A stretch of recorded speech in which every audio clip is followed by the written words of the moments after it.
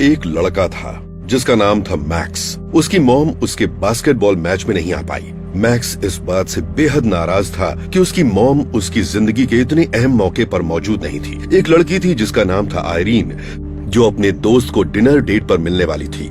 Irene ने अपने दोस्त का काफी देर तक इंतजार किया, लेकिन उसके दोस्त का कोई अता पता नहीं था। और एक गर्लफ्रेंड थी जिसका नाम था जेन, जो अपनी एनिवर्सरी मनाने के लिए बेताब थी।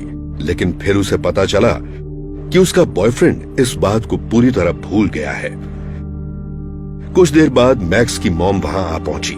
पता चला कि उन्हें काम की वजह से आने में देर हुई। उन्होंने माफी मांगने की बहुत कोशिश की, लेकिन मैक्स उनकी बात सुनने के लिए बिल्कुल तैयार नहीं था। आयरीन के दोस्त को आने में देर हुई क्योंकि वो ट्रैफिक में फंस गई थी, लेकिन आयरीन उससे बात तक करने के लिए तैयार नहीं थी। इधर जेन का बॉयफ्रेंड उससे मिलने आता है, लेकिन वो बहुत पुराने कपड़ों में वहां पहुंचता है। उसे अपनी एनिवर्सरी याद नहीं होती।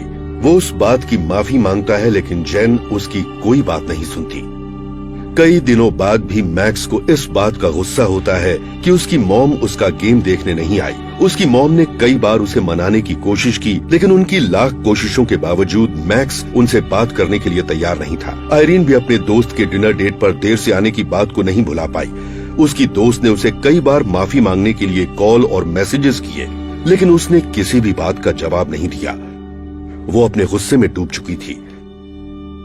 जेन के बॉयफ्रेंड ने भी फूल और तोहफे देकर उसे मनाने की पूरी कोशिश की, लेकिन जेन ने उससे मिलने से भी इनकार कर दिया।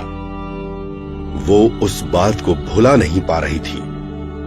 मैक्स ने कई दिनों तक अपनी मॉम से बात नहीं की, लेकिन कुछ दिनों के बाद उसे अपनी मॉम की बहुत याद आने लगी। लेकिन अपने गुरूर की वजह से उसने ये बात छिपा कर रखी। आयरीन ने कई हफ्तों तक अपने दोस्त से बात नहीं की।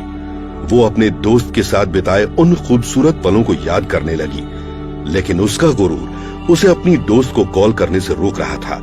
और जेन महीनों तक अपने बॉयफ्रेंड को माफ करने के लिए तैयार नहीं थी।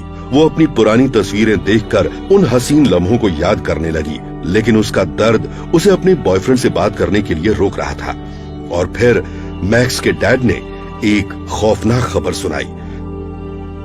आयरीन को अपने बेस्ट फ्रेंड की मॉम का कॉल आया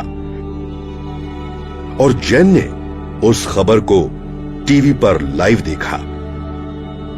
खबर यह थी कि उन सभी के सबसे करीबी लोगों की कार एक्सीडेंट में मौत हो चुकी थी।